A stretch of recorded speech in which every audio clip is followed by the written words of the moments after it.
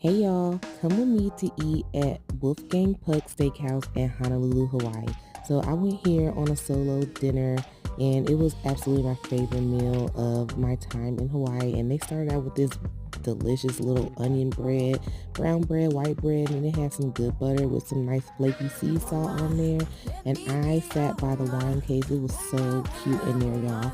And I had to try the lobster bisque and it was so good, but they didn't put a whole lot of lobster in it. It was more one of those bits where it's about the flavor, and they put some fresh cracked black pepper on there, but it was so creamy, and the lobster was delicious. And so I had to get some of this bacon as an appetizer. It's really like pork belly, and it was so good. And